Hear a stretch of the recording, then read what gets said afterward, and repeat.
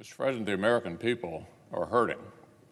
We're in the thick of one of the worst national crises in modern memory, and people's eyes are fixed on Congress. They need the House and the Senate to stop chasing our tails and make a law. There are small business employees who've held on to their jobs all this time because of the Paycheck Protection Program, but are facing the prospect they might be laid off now with vaccines just around the corner because Washington fumbles the ball in the red zone. There are medically vulnerable Americans who've watched Operation Warp Speed appear to succeed at an historic pace, but Congress can't even agree to fully fund the distribution efforts that will get the vaccines to people.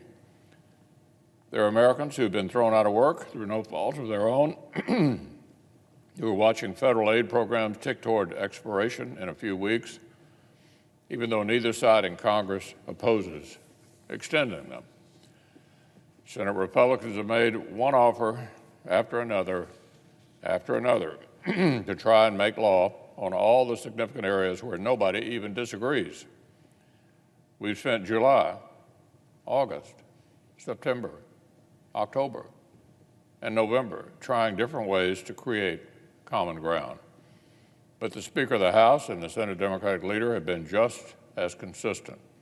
At every turn, they've delayed, deflected, moved the goalpost, and made the huge number of places where Congress agrees into a hostage for the few places where we do not agree.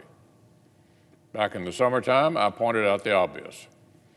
I said leading Democrats simply want any more help to reach American families. They just didn't want any more help to reach American families before the election occurred. The other side claimed great offense. How insulting to even suggest that such cynicism might be at play. And now they're admitting it out loud. Yesterday on CNN, the Democratic whip was asked point blank why the Speaker and the Democratic leader were so unwilling to play ball back in the autumn. The number 2 Democrat responded, quote, "Well, there was some exuberance involved because an election was coming." Well, he gets points for candor, because an election was coming. A few days ago, Speaker Pelosi told reporters why she reversed months of statements and suddenly began discussing comparatively more reasonable sums of money. Her answer was simple. She thinks the presidential election went the way she wanted. The Speaker of the House views it as a success that she denied struggling people relief they badly needed for months because she thinks she got the political result she was after. I count no fewer than 10 separate times that top Democrats rejected or blocked various Republican efforts to jumpstart the process. So here is just a partial sampling. In July, Republicans sketched a comprehensive plan for safe schools, jobs, and health care. We could have made law in July, but the Democratic leader wouldn't even engage with it. Just before August, Republicans tried to at least extend unemployment aid before it expired. Democrats blocked that as well. In September, we tried something else, a targeted effort to spend hundreds of billions of dollars for PPP, vaccine development, and other priorities. Every Democrat voted to block us from even debating it. And they did it a second time a month later in October. Last week, after speaking with the administration, I made yet another overture. The Democratic leader said, no thanks. And just yesterday, the Speaker and the Democratic leader brushed off 2 different overtures in the space of about 2 hours. I suggested both sides drop what seemed to be the most controversial demand in the eyes of our counterparts. Democrats continue to oppose common sense legal protections that university presidents have been begging for, and Republicans see no need to send huge sums of money to state and local governments whose tax revenues have actually gone up. Negotiating 101 suggests we set those 2 controversial pieces aside and plow ahead with a huge pile of things that we agree on. But that would require both sides to truly want to get an outcome. Just hours after Democrats poured cold water on that, Secretary Mnuchin tried another new tack and sent over an offer. And in a bizarre and schizophrenic press release, the Speaker and the leader said the administration was obstructing negotiations by negotiating 2 more brush-offs in about 2 hours. More deflection, more delay, and more suffering for innocent Americans. Can anyone point to a single sign from April through now that Democratic leaders have seriously wanted another bipartisan deal to become law?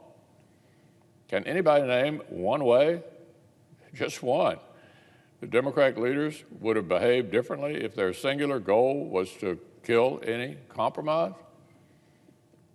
That hypothetical world looks suspiciously like the world we've been living in. Think of it. We have a Speaker of the House from San Francisco who has spent months ensuring that unemployed Californians can't have jobless aid extended and California restaurants can't get another round of PPP unless the governor of California gets a federal slush fund out of proportion to any proven need. The working families agree they should not get any more help themselves unless the governors and state legislatures get a controversial bailout. Are struggling Americans saying, thank goodness the Democrats are bravely blocking help for me and my family unless my state politicians get some more cash? I'd say not. Our people need more help. There's a huge list of helpful policies that both sides agree on.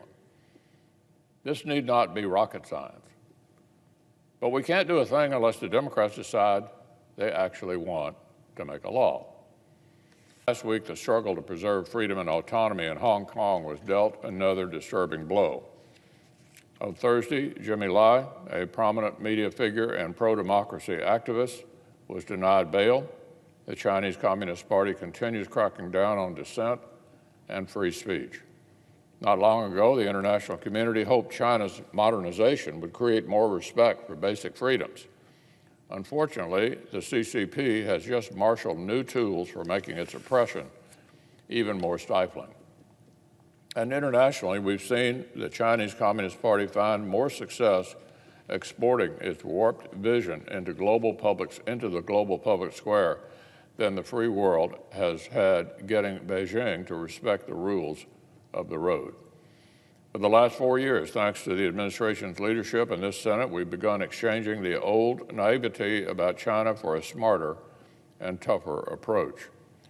Through new national security and national defense strategies, the U.S. has committed to deterring a new wave of threats from near-peer competitors like China and Russia. Reforms to our budgets and policies are underway. We've used NDAAs and appropriations to invest in a military that is prepared to meet and defeat these threats. Maintaining our edge will mean sustaining these reforms, along with strong diplomacy to counter China's influence. In coordination with the executive branch, our Intelligence Committee has highlighted the need for everyone to strengthen their defenses against the CCP's espionage, intellectual property theft, and political influence campaigns. Senators Cornyn and Feinstein, in particular, have led bipartisan efforts to reform CFIUS and protect against predatory foreign investments aimed at threatening our stealing high-tech and critical infrastructure. Allied countries are following our lead, and public and private sector cooperation has improved. To defend the institutions, alliances, and international order the CCP wants to disrupt. The administration has worked with international partners to ensure the security of 5G, reassert freedom of navigation in the South China Sea, and blunt harmful elements of China's exploitive Belt and Road Initiative. Of course, more needs to be done, particularly on human rights. The treatment of Hong Kongers in the spotlight reminds the world of the ways we know Beijing is treating Uyghurs and Tibetans in the shadows. And if China treats its own citizens with brutal violence, just think how it plans to treat its neighbors. So I welcome the latest sanctions imposed by the administration and the latest authorities granted by Congress. We're raising the stakes for China's repression. But our work isn't over. Our partners will continue to look to us to lead with a tone of zero tolerance for this behavior. The United States must continue to work alongside China's peaceful neighbors and our democratic allies like Japan and Australia. We must give voice to those in Hong Kong, Xinjiang, and Tibet who've been repressed and jailed. We must stand against the worst instincts and actions of the Communist Party. Last week, students and families in Kentucky were met with tragic news. On Friday, Manny Kalk, the superintendent of Fayette County Schools, passed away unexpectedly. Manny was the first member of his family to graduate from college. In 2015, he assumed responsibility for the second largest school district in Kentucky. An education had changed his life, literally, and he wanted to share that gift with others. And by all accounts, he did just that. Manny encouraged his students to aim high, helped them exceed expectations, starting with his first students in a county detention center. And in 2018, his colleagues chose him as Kentucky's Superintendent of the Year. I was glad to have Manny's partnership as we worked to protect Kentucky families from COVID-19. At every step, he kept focus on the well-being of Lexington students. Over the weekend, condolences poured in as we reflected on Manny's lasting contributions. I'd like to add the Senate's gratitude for this top-tier educator. Our prayers are with Manny's wife, Crystal, and their children at this very difficult time.